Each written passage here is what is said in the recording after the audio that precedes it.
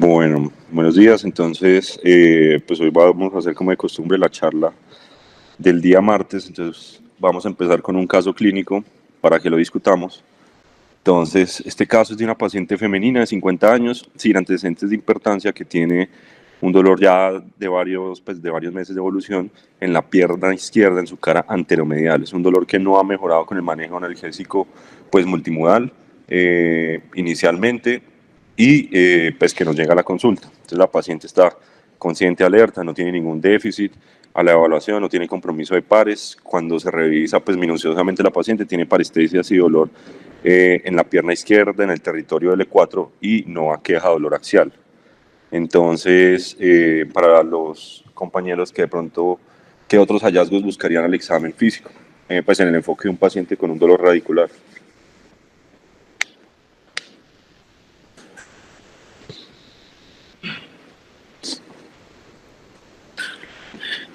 Hola, buen día. En el enfoque de estos pacientes, importante, ya se describió cómo está la sensibilidad, cómo están los reflejos, cómo está el tema de los esfínteres, antecedentes de traumas, levantamientos de peso, algo que puede haber desencadenado el síntoma y lo complementaría con una resonancia magnética simple.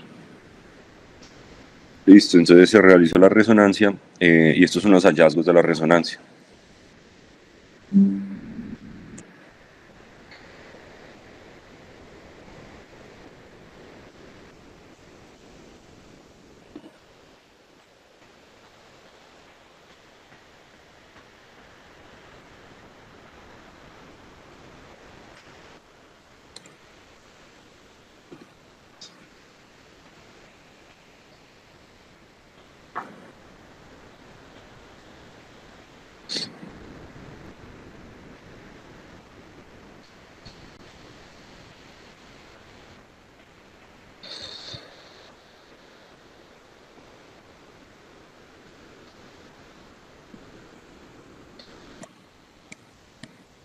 Entonces, de pronto algún compañero que quiera contarnos, pues, qué hallazgos vio en la resonancia.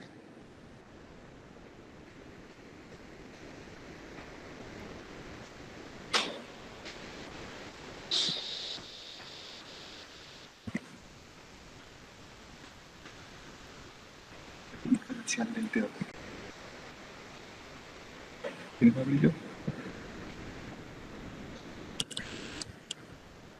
Repetir, por favor.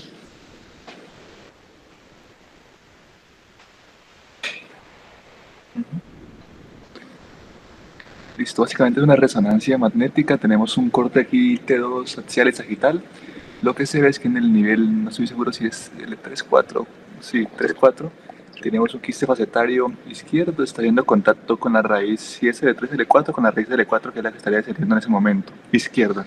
Explicaría pues la sintomatología de la paciente, eso es lo más significativo del estudio. Listo. Entonces a la paciente con ese hallazgo lo que le hicieron fue un drenaje percutáneo, una fenestración percutánea guiada por tomografía. Sin embargo, el dolor recurre, sigue siendo intenso e incapacitante. Entonces, de pronto algún compañero que quiera, pues ya con ese, digamos, esa evolución que ha tenido la paciente, proponer qué manejo, pues, le haría.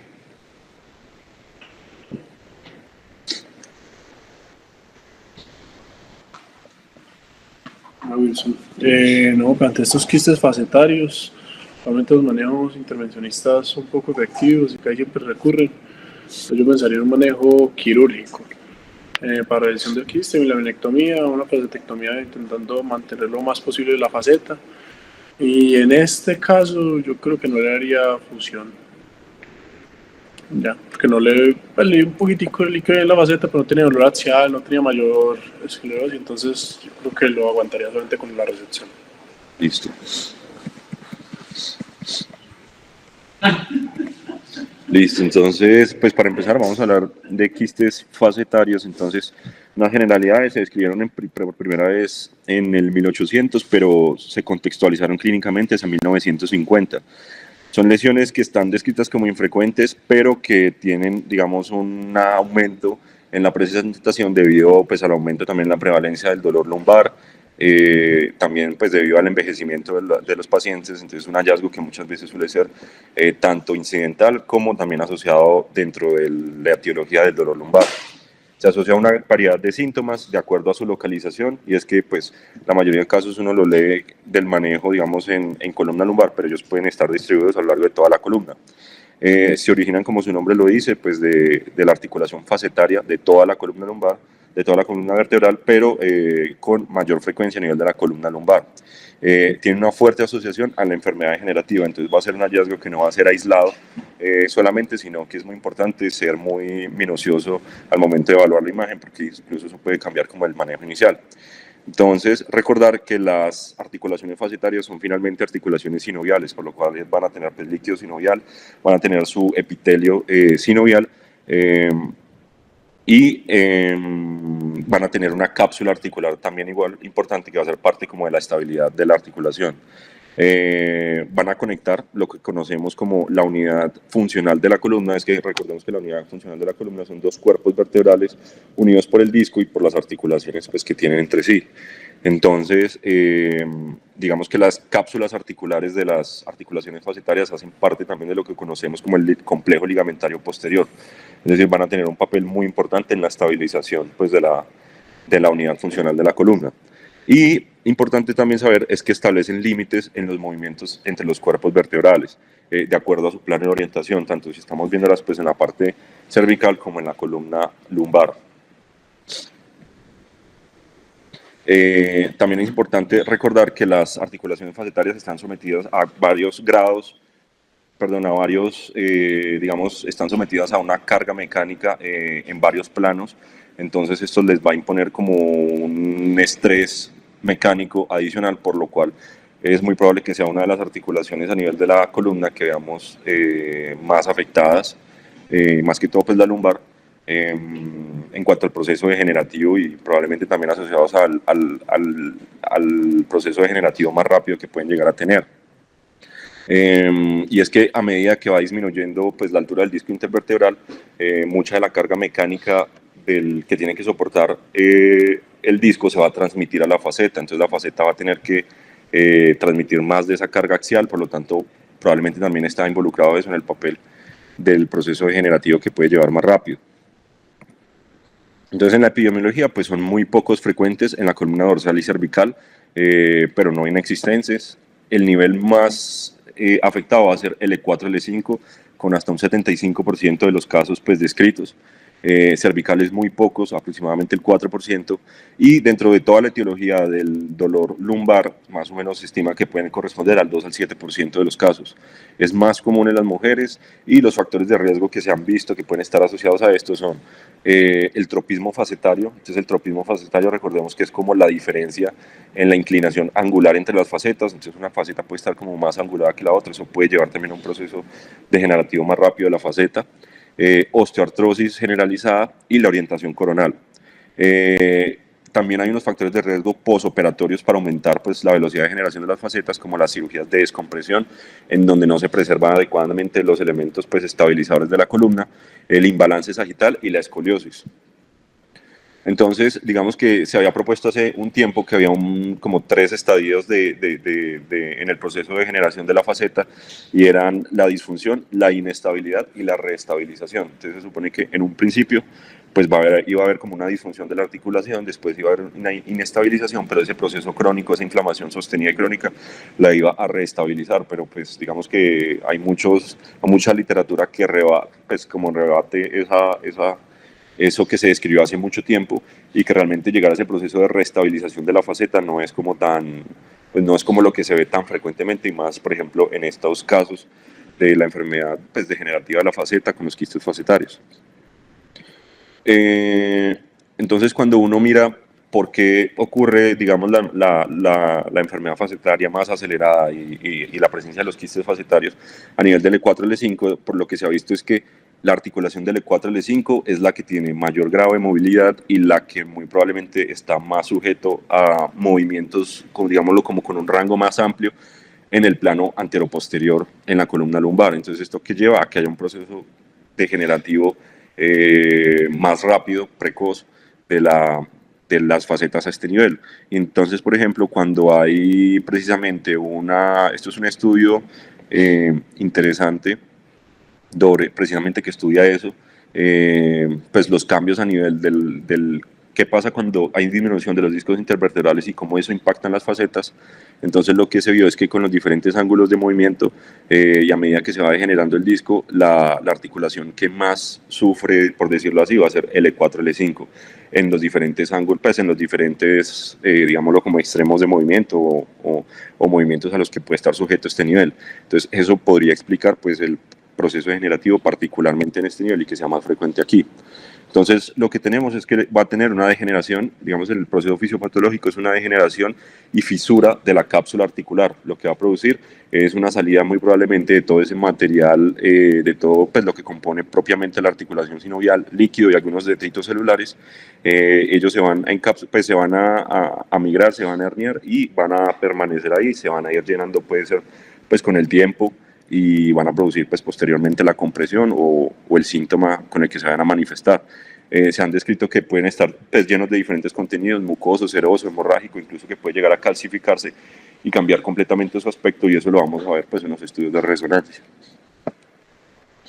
En cuanto a la presentación clínica, pues esta puede ser, digamos, amplia, pero casi que los síntomas en los que más, digamos, como más se va a manifestar van a ser la radiculopatía en un 70%, el dolor lumbar axial 30%, las alteraciones sensitivas 35% y la claudicación neurológica, ya cuando pues, estos quistes alcanzan un tamaño que puede llegar a producir estenosis propiamente del nivel que estén afectando. En la columna cervical obviamente se comportarían diferente, pueden presentar pues, ya síntomas de mielopatía. Y dentro de la distribución de la columna cervical es interesante ver que pues, las articulaciones prácticamente están, digamos, la afección estaba localizada en dos niveles, a nivel de C1, C2 y C7 y T1. Y los síntomas a nivel de columna cervical se pueden presentar como dolor axial cervical, radiculopatía o mielopatía. Como les decía, igual, los síntomas pueden ser mucho más amplios que esos. Síntomas, por ejemplo, como por ejemplo un GIS o una aracniditis o bueno, muchas otras manifestaciones que puede tener. Entonces, dentro de los estudios diagnósticos que vamos a tener, pues claro está, la resonancia va a tener como el papel más importante, va a ser el estudio de elección, porque nos va a permitir primero pues evaluar la composición del quiste y evaluar como su relación con la raíz adyacente o el saco, dependiendo del tamaño del quiste y de la ubicación. Sin embargo, no hay que dejar, pues, digamos, de lado otros estudios evaluando precisamente lo que les comentaba del balance sagital de la columna y los estudios dinámicos, porque como sabemos, los quistes facetarios se presentan en contexto de una enfermedad degenerativa de la columna, pues, en general. Entonces, digamos que la presencia o no de una inestabilidad o de un imbalance sagital, de entrada le puede cambiar a uno el plan de manejo si lo que pensaba era, por ejemplo, empezar con un manejo conservador. Entonces, si uno mira eso y pues hace un estudio completo, uno pues debería poder tomar una decisión adecuada de lo que digamos, de la mejor forma de tratar al paciente.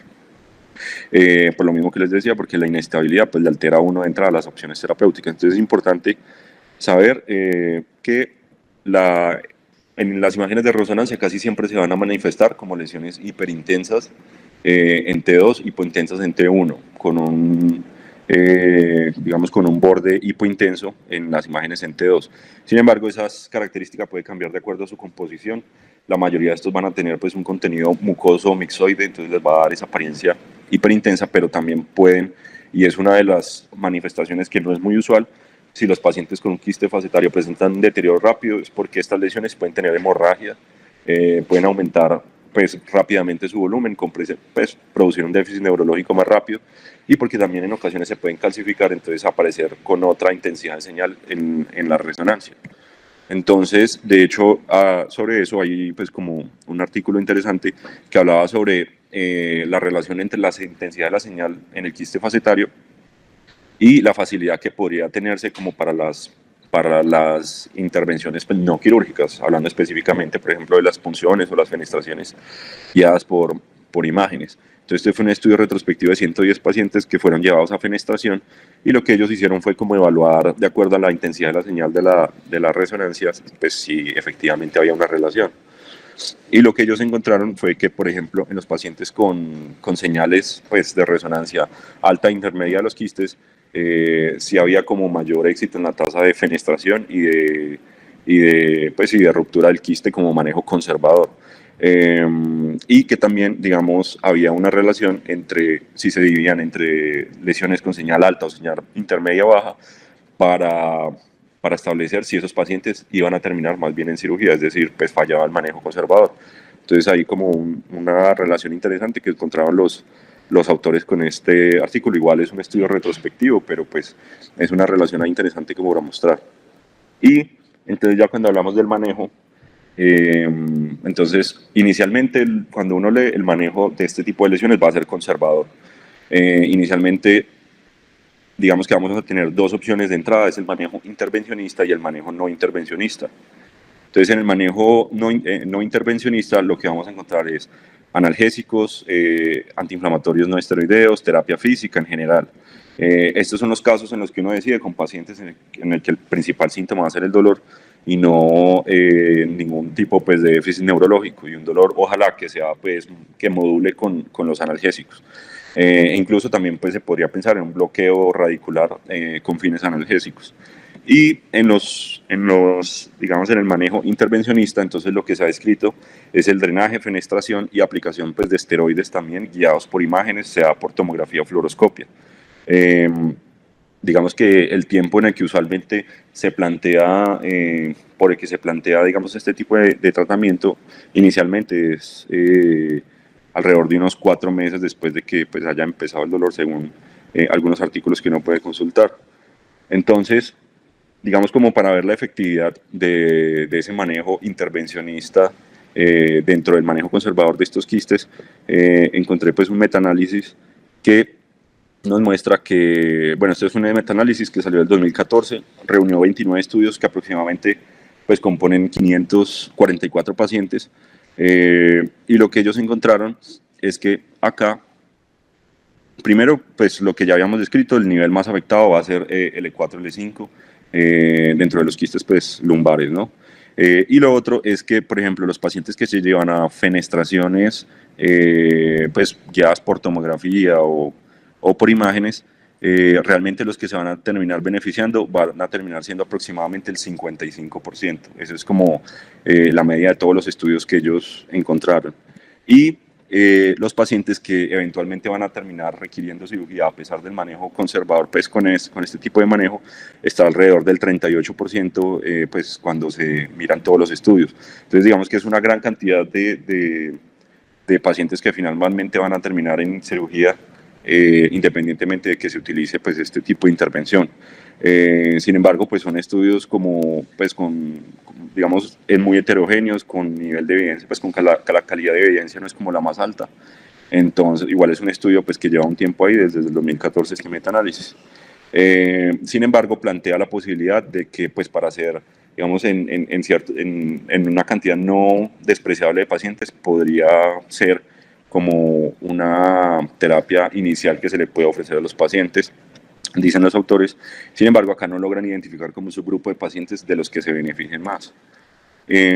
Y este otro que encontré también es un estudio retrospectivo mucho más reciente, que precisamente también quiere como estudiar digamos los desenlaces y el manejo de estos pacientes mediante técnicas intervencionistas, pero sin llegar a cirugía, igualmente mediante la misma técnica, la punción de los quistes mediante tomografía. Entonces, esto fue un estudio retrospectivo un poco más reciente, desde el 2014 hasta el 2021. Entonces, tomaron 121 pacientes y lo que hicieron fue llevarlos a esta intervención con un seguimiento a 2 años, más o menos, 3 años también en algunos casos. Y lo que ellos evaluaron fue como, los desenlaces que ellos evaluaron fue la efectividad de esta intervención durante, digamos, en la primera intervención, o sea, en la primera vez que fueron llevados a intervención, y lo que encontraron fue más o menos un 66% del control sintomático definitivo. Y ellos evaluaron también algunas otras escalas funcionales como el ODI, y encontraron que había un descenso también importante en la evaluación de esto, pues diciéndonos que también es un método que cuando sirve, pues a los pacientes les va muy bien. Digamos que lo otro que ellos buscaron fue también como qué cosas se pueden relacionar con el éxito o la falla de este tratamiento, como para decidir, no, pues este paciente probablemente va a necesitar de entrada manejo quirúrgico. Lo que ellos encontraron fue que pues el hallazgo durante la intervención más importante para ellos fue el hallazgo del medio de contraste después de haber fenestrado el quiste en el espacio epidural, es decir, lo que ellos hacían era inyectar los esteroides, el analgésico y el contraste dentro del quiste, y se veían que eso se escapaba al espacio epidural, muy probablemente el paciente pues iba a mejorarse. Eso estaba relacionado con un tratamiento exitoso, por decirlo así.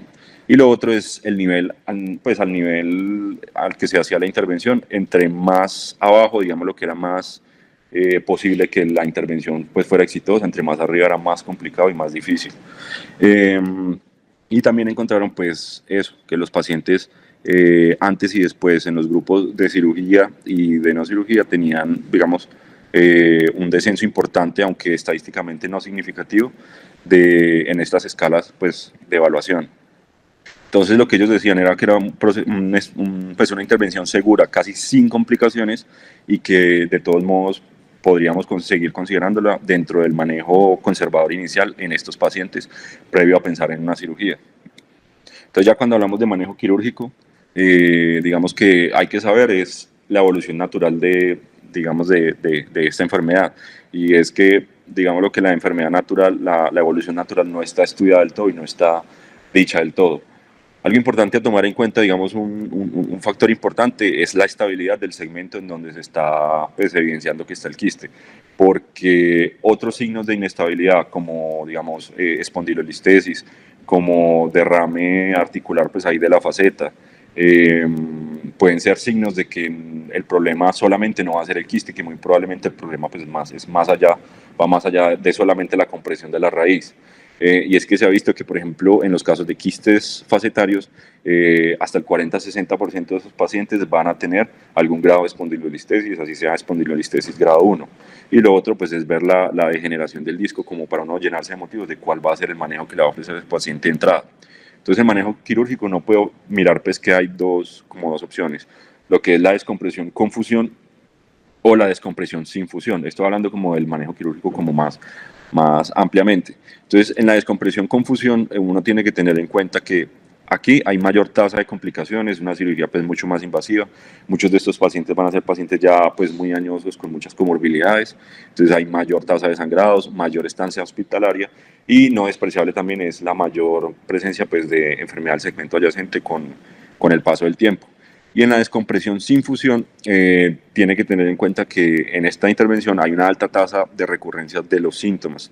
Hay una alta tasa también de dolor mecánico, y es probablemente la intervención que más se asocia a cirugías de revisión, pues en las diferentes series y casos que uno revisa cuando se comparan estas dos intervenciones. Entonces, este es un artículo que encontré que me pareció interesante, porque acá lo que hicieron fue coger estos pacientes que tenían o estenosis lumbar o espondilolistesis degenerativa, y los llevaron solamente a la laminectomía, como a todos, sin hacer ninguna otra distinción.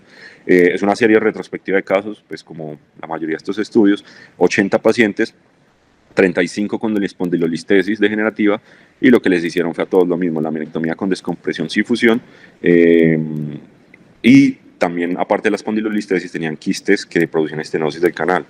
Lo que hicieron ellos fue un seguimiento a 2 años, evaluaron con el SF36, y lo que encontraron fue que de 45 pacientes que no tenían estenosis, no tenían espondilolistesis degenerativa, 11% la desarrollaron, y que 35 pacientes que sí tenían espondilolistesis degenerativa, el caso un tercio, presentaron progresión de esa espondilolistesis, es decir, aumentó la inestabilidad. Llegaron a tener resultados que calificaron como buenos solamente en el 58%, y una tasa de reintervenciones del 12%. Entonces es interesante porque pues digamos que la laminectomía sola, aunque obviamente hay muchas cosas que le faltan aún por describir a este estudio, que se queda corto, como por ejemplo qué tipo de intervención exactamente realizaron, pero pues le dice a uno que los pacientes que tienen signos de inestabilidad, lo más probable es que si se operan, pues van a progresar y probablemente eso va a empeorar, como ya les había dicho, el dolor mecánico a costas de producir pues mayor inestabilidad. Este es un artículo también que encontré interesante que propone una nueva clasificación como para las quistos sinoviales y pues con base en eso como intentar un abordaje o de intentar como sugerir un abordaje quirúrgico. Entonces es una serie de 110 pacientes también retrospectivo. Ellos evaluaron primero como una serie de parámetros dentro de la resonancia y en la evaluación del quiste, como para evaluar si, digamos, cuáles iban a ser como los desenlaces con ese paciente y qué intervención debería uno ofrecerles. Ellos analizaron como una serie, pues, una serie de parámetros que eran el tamaño del derrame articular, como les decía, esto no, muchas veces estos hallazgos se dan en el contexto de una enfermedad degenerativa de ese segmento, entonces el tamaño del derrame articular, el ángulo de la faceta, importante también, que puede tener un impacto como en la recurrencia de los síntomas y del quiste, también pues como para el manejo quirúrgico, el tamaño de la lámina, el tamaño del quiste y la presencia o no de espondilolistesis. Entonces lo que ellos encontraron fue que, digamos que la clasificación que ellos propusieron fue clasificarlos en tipo 1, tipo 2, 3 y 4, dependiendo de la ubicación con respecto al foramen y dependiendo también a la asociación o no con espondilolistesis. Entonces lo que ellos encontraron, primero que si había una diferencia estadísticamente significativa. Bueno, primero, digamos en términos de la clasificación, lo que ellos vieron es que los tipos 1, 2 y 3, entonces el tipo 1, el quiste estaba localizado como más medial, como el quiste era medial. En el tipo 2, el quiste tenía un componente medial, pero también foraminal, y en el tipo 3, el quiste tenía un componente más que todo foraminal, casi foraminal subarticular. Y el tipo 4 era el que estaba asociado con espondilolistesis. Entonces, ¿qué proponían ellos con base en ese estudio pues, retrospectivo que encontraron y de acuerdo a la técnica quirúrgica que se utilizó en estos casos? Lo que ellos propusieron es que los quistes, digamos lo tipo 1, es decir, que están más mediales y metidos en el canal, deberían abordarse de forma ipsilateral. En cambio, los quistes que tenían un componente medial, pero también como subarticular foraminal, podían abordarse tanto por vía, pues por una laminotomía contralateral o una laminotomía ipsilateral, pero que definitivamente los quistes que eran ubicados como más foraminales, les iba mejor con un abordaje contralateral, una laminotomía contralateral. Y que los quistes pues, que estaban asociados con espondilolistesis definitivamente requerían fusión de entrada. Entonces lo que ellos encontraron fue hacer como un análisis retrospectivo de eso, encontraron pues como la relación y que sí había una asociación estadística entre hacer como un abordaje ipsilateral y contralateral en esos quistes pues que tenían como la opción de abordarse por ambas formas en cuanto a la necesidad de alguna cirugía de revisión o en cuanto a algún efecto o evento adverso perioperatorio. Y lo que ellos concluían es que, aparte de eso, al analizar los parámetros pues, de la imagen, que ellos decían que el ángulo facetario o un aumento en el ángulo facetario, poniendo un umbral de 45, menor a 45 grados o más de 60 grados, se asociaba también a mayor tasa de reintervenciones, que el derrame articular que se consideraba, digamos, depende de la literatura donde uno lo lea, mayor a 1 milímetro o 1.5 milímetros en el plano axial, no tenía pues ningún impacto en definir si pues ese nivel estaba o no inestable, que la espondilolistesis era igual a más recurrencia, más dolor y por lo tanto de entrada requerían fusión y que la descompresión contralateral en el manejo pues por ejemplo de los quistes foraminales era la que tenía mejores resultados. Entonces, cuando uno lee también o busca artículos sobre si fusionar o no fusionar esos pacientes, se encuentra pues muchos ya estudios que llevan ya tiempito, por ejemplo este del 2010, una revisión sistemática que encontró 82 estudios, reunió en total 966 pacientes y digamos que llevaron 84% de esos pacientes a descompresión y a 16% a descompresión más fusión. Lo que ellos evaluaron fue la resolución de síntomas, dolor recurrente, recurrencia del quiste, y lo que encontraron fue casi una diferencia, no mucha diferencia entre la resolución del dolor entre ambas formas, si los llevaban o no a fusión, y la recurrencia del dolor, lo que sí era más claro, era mayor en los pacientes en los que no se hacía fusión. Lo otro que ellos veían era una tasa de reintervenciones del 7% por inestabilidad y dolor mecánico en los pacientes que no se fusionaban, y 2% de recurrencia en el quiste, en los quistes solamente con descompresión, mientras que, digámoslo, casi que el 0% o inexistente en los pacientes que se fusionaban. Este es uno más reciente, una revisión sistemática y metaanálisis más reciente, de hecho salió el mes pasado, donde también lo que hicieron fue lo mismo, reunir 9 estudios que en total componen 3.393 pacientes, y lo que ellos hicieron fue lo mismo. Entonces, evaluar si estos pacientes, llevándolos a descompresión solamente o descompresión más fusión, pues había como algún impacto grande entre estos dos. Entonces, en los pacientes que solamente se llevaron a descompresión 1940 y descompresión más fusión 1400, los que tenían espondilosis listesis degenerativa, al 24% se les hizo descompresión y al 65% se llevó a fusión. ¿Y qué encontraron ellos? Digamos lo que en los pacientes, las tasas de recurrencia de los quistes entre ambas intervenciones, obviamente cuando se les hacía fusión pues se les iba mejor. En los pacientes que, digamos, evaluando el dolor lumbar, entonces en este caso los pacientes con fusión les iba claramente mejor, y la resolución de la radiculopatía entre ambas, aquí pues casi pues, apoya o iba más hacia la intervención con fusión, pero igual con un resultado que logra pues cruzar la unidad. Entonces lo que ellos encontraban era pues, que a pesar de este metaanálisis que es como reciente, que reúne muchos pacientes, hay una gran limitación como para establecer una recomendación pues como muy fuerte, porque hay mucha heterogeneidad entre los estudios, pero sí lo que se puede pues inferir es que la descompresión con fusión es la que tiene menores tasas de recurrencias en los síntomas y reintervenciones. Y el otro tipo de manejo quirúrgico son los manejos, pues digámoslo, pues los mínimamente invasivos y los endoscópicos, tanto las intervenciones pues tubulares como las que son, tanto esas como las que son full endoscópicas.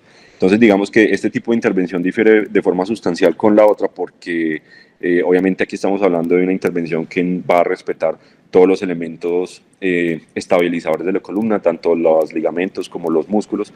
Entonces estamos hablando de una intervención que tiene una incisión mucho más pequeña, mucho menos tasas de sangrado, muchas menos tasas de estancia, muchas menos, digamos, días de estancia hospitalaria. Entonces las complicaciones son mucho menores, y que a medida que ha evolucionado como la técnica endoscópica, pues se ha podido hacer como de diferentes formas, tanto full endoscópicas, biportales, híbridas, como también la forma de abordarla por vía endoscópica, sea transforaminal o interlaminar.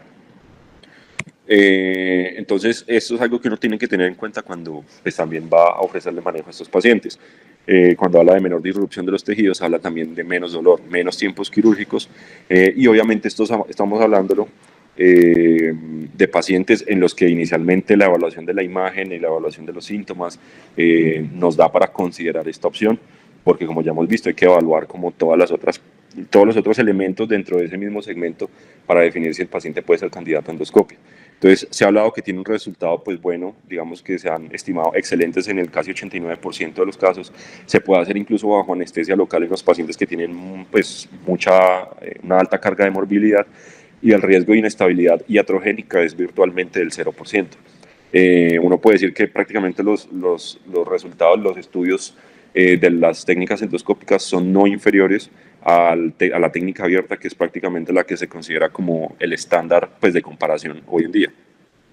Entonces, como algo que encontré en la literatura, y con respecto pues como para evaluar el caso clínico ahorita, entonces una de las técnicas, por ejemplo, es el abordaje interlaminar. Entonces, pues se ubica el quiste, ¿cierto? Se colocan los dilatadores, se coloca propiamente el endoscopio, y como para entender un poquito, ubicarse un poco en la anatomía, entonces más o menos esta es la forma en la que uno se ubicaría en un abordaje interlaminar. Ahora también pueden ser abordajes transforaminales dependiendo de la relación del quiste con la articulación facetaria, que eso se los explico ahorita más adelante.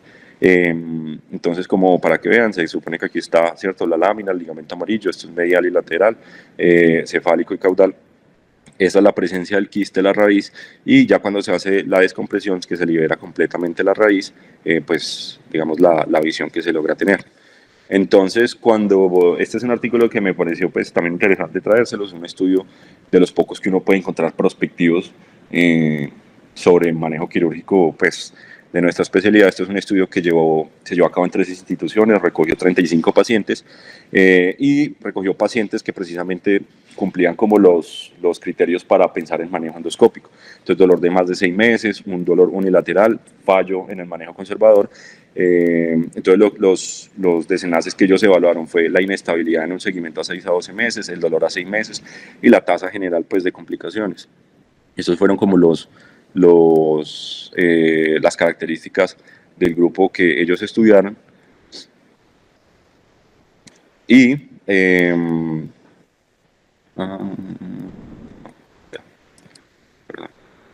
entonces esto fue lo que ellos estudiaron.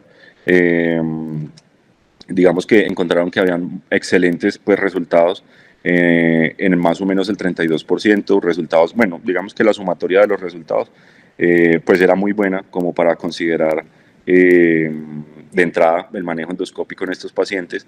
Ellos compararon acá directamente 2 técnicas interlaminar, pues no las compararon, más bien pues las utilizaron para el manejo de estos pacientes en este grupo en específico. Y este fue, por ejemplo, uno de los casos que ellos utilizaron como ejemplo de los seguimientos que hicieron. Entonces, por ejemplo, este es un caso de un abordaje transforaminal que ellos hicieron con un seguimiento a 11 meses como para evaluar pues, la presencia no de síntomas o de los desenlaces que ellos estaban evaluando. Entonces, acá ustedes ven pues, la presencia del quiste y tras 11 meses la resolución completa tanto de los síntomas como que no hay quiste y tampoco ha habido recurrencia pues, de los quistes. Y en un abordaje interlaminar también la presencia de un quiste a este nivel, que se le hizo un abordaje, se le hizo un seguimiento a 19 meses, con buenos resultados, libres de dolor y sin recurrencia del quiste. Entonces, lo que ellos encontraron en su estudio, a pesar de ser pequeño, pues tiene una naturaleza prospectiva, lo que lo hace pues como interesante. Lo que ellos encontraron es que los abordajes endoscópicos tienen unas tasas similares de éxito a las descompresiones abiertas, que les decía era como el manejo estándar, o a las que son pues ya tubulares o otros tipos pues de procedimientos mínimamente invasivos. Lo que ellos sí decían era que se había que escoger apropiadamente el paciente para tener los mejores resultados, y ellos sugerían en su experiencia, digamos, en escoger un abordaje interlaminar cuando el quiste estaba localizado en la mitad caudal de la porción medial de la faceta, y escoger un abordaje transforaminal cuando el quiste estaba localizado en la mitad rostral, en el lado medial de la faceta. Y de los desenlaces que ellos evaluaron, tanto complicaciones como presencia de inestabilidad o dolor, vemos que prácticamente no había nula inestabilidad, recurrencia muy baja y las complicaciones pues prácticamente ausentes. Entonces, cuando uno busca ya digamos la suma de todas las intervenciones que hay, intervenciones percutáneas, cirugía abierta, con fusión, sin fusión, endoscópica, encontré este artículo del 2023 que precisamente es una revisión sistemática y metanálisis que reunía 1.251 pacientes, entre pues, pacientes tomados de la literatura como de la experiencia de estos autores en el instituto donde ellos trabajaban. Entonces, ellos lo que hacían era comparar todo el tipo de intervenciones contra las intervenciones abiertas, que es el estándar con el que se compara, pues, por lo que ya ha sido más ampliamente estudiado y se conocen como las tasas de éxito, versus las otras técnicas, tanto digamos la endoscópica como la técnica pues abierta pues con artrodesis o la descompresión solamente. Entonces lo que ellos encontraron es que en términos de los desenlaces que se estudiaban, las técnicas endoscópicas no son inferiores a la técnica abierta, que es la que se supone que es el estándar. Sin embargo, pues también hay que saber que muchos de los estudios que aún hay disponibles para hacer este tipo de análisis siguen teniendo muchas fallas en cuanto a describir bien las técnicas que utilizan y a la heterogeneidad con el que se definen algunos criterios para llevar o no a cirugía. Sin embargo, lo que ellos encontraron fue, por ejemplo, en su serie de pacientes del instituto, no sumándolos todos los que ellos tomaron, sí hay unas diferencias significativas en cuanto a estas técnicas versus las técnicas endoscópicas, en términos pues, de algunos desenlaces secundarios como sangrado, tiempo quirúrgico o días de hospitalización, y en cuanto a las complicaciones también, con diferencias estadísticamente significativas. Y cuando ellos sumaban como el total de los pacientes que ellos reunieron, tanto de la literatura como los propios ellos de su institución, otra cosa de las que pues, finalmente concluían era que cuando se comparaban todas las técnicas, como por ejemplo como técnicas percutáneas más conservadoras, había que decir que eran esta era una técnica menos invasiva, pero con altas tasas de falla y de reintervenciones, que era la que hablábamos de la fenestración del quiste. Y que digamos que la intervención, la descompresión con artrodesis era la que menos tasas de recurrencia tenía y de reintervenciones, pero la que tenía más complicaciones. Entonces, finalmente, para hablar de la resolución del caso clínico, esta paciente lo que se le hizo fue una descompresión por vía endoscópica con un abordaje interlaminar. El E4 y el E5 era el nivel afectado por el quiste, la compresión de la raíz del E4 izquierda. Entonces, ahí, como ustedes ven, este fue como el video de la intervención.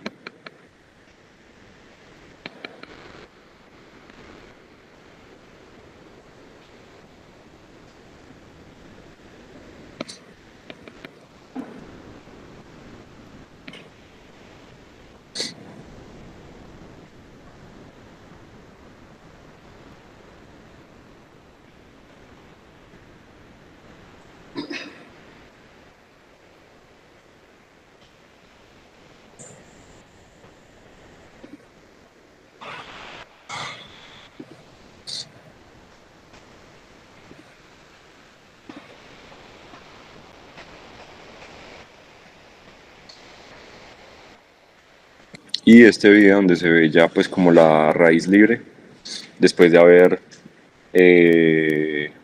pues extraído el quiste. Lo que sí se menciona mucho en la literatura es que probablemente el mayor riesgo asociado al procedimiento endoscópico es la ruptura de la dura, pero usualmente pues a pesar de ser una complicación en sí, pues no lleva a mayores, pues debido a que pues el abordaje realmente es muy chiquito y no es como muy difícil manejar la ruptura de la dura en estos casos, pero es probablemente eso y como la afectación transitoria de las raíces de las complicaciones que más se ha descrito con esta técnica para el manejo pues, de estos quistes. Entonces ahí ustedes ven que la raíz ya está libre, acá, ¿cierto? Y finalmente, en el manejo, pues en la evolución, en la finalización del caso clínico, la paciente presentó resolución completa de los síntomas con el manejo quirúrgico, sin presentar pues recurrencia de nada hasta el momento. Y ya eso era lo que tenía para ver.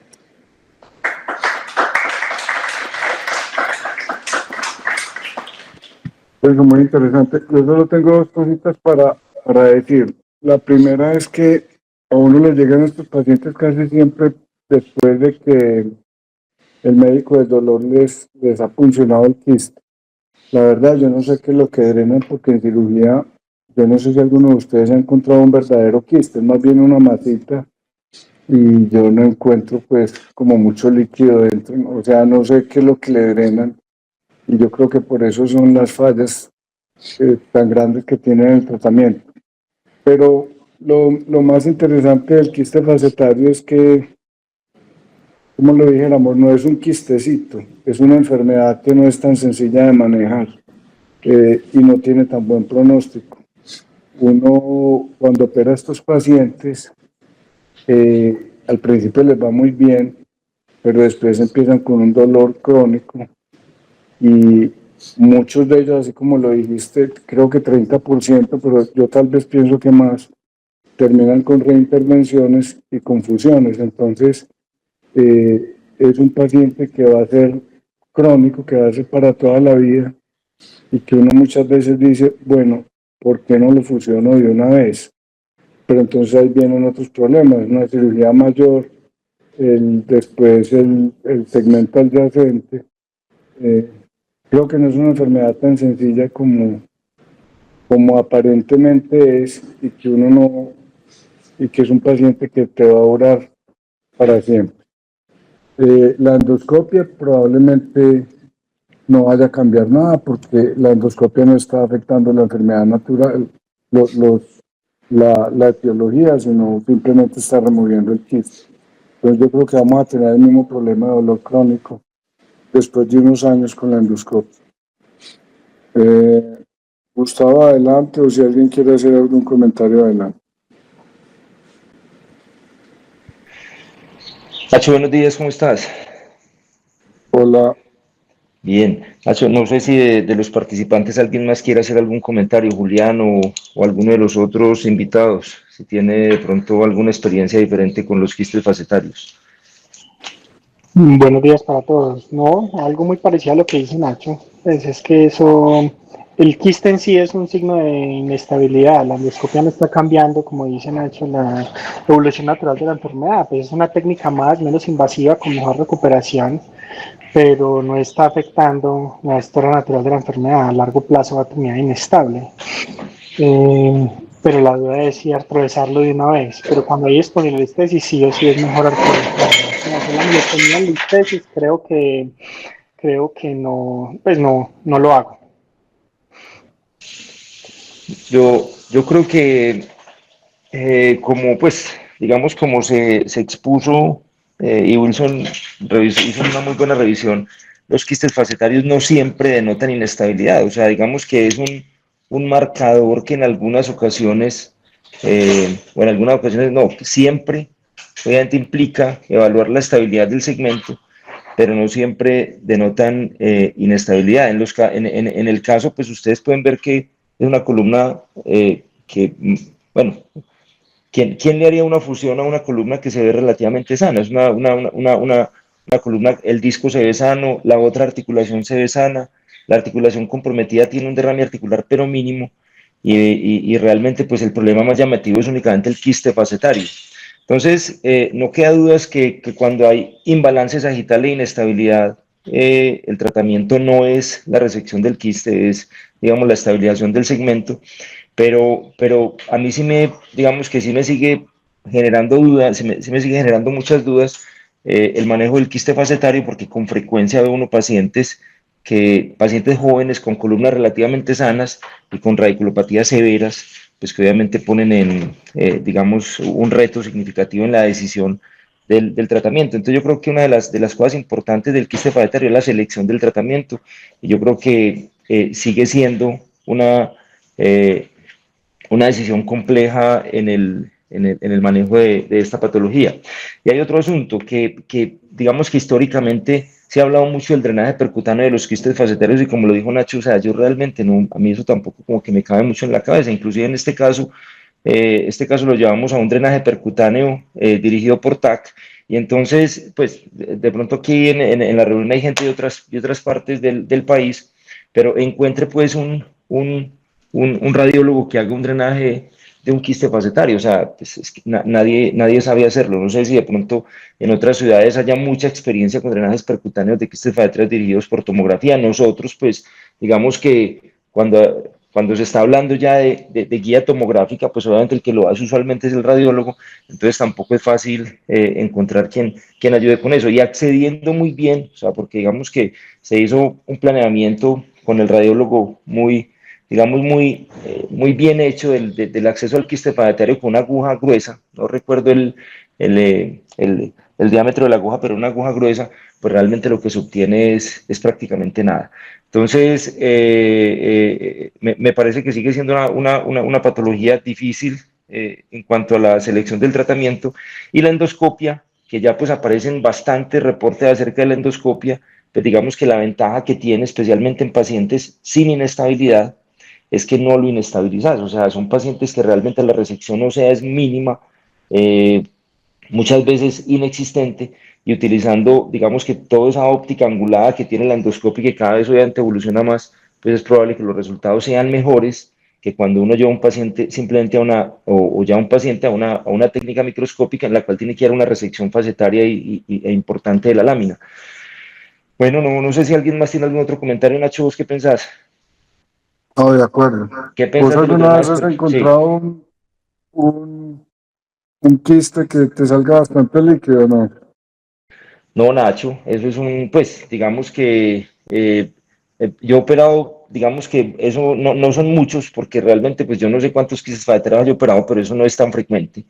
He encontrado quistes necróticos, hemorrágicos, he encontrado muchas cosas, pero, pero digamos que sí, con alguna frecuencia se encuentra uno ese líquido sinovial que es muy denso y que realmente también es muy poco probable extraerlo con una aguja. O sea, a mí lo de las funciones percutáneas de los quistes facetarios también me parece un poquito como difícil, como algo como más ficción pues que una utilidad real.